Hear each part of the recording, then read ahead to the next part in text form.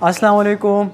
دنیا میں ہر سال اپریل کی آخری ہفتہ ورلڈ امیونائزیشن ویک کے طور پر منایا جاتا ہے، جس کا بنیادی مقصد عوام الناس میں ویکسینیشن کی افادیت اور اہمیت بھرپور طریقے سے اجاگر کرنا ہے، اور اس کے علاوہ معاشرے میں رائج غلط تصورات کو ختم کرنا ہے۔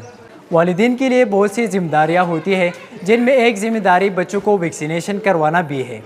تو اپنے بچوں کو ویکسین لگوائے۔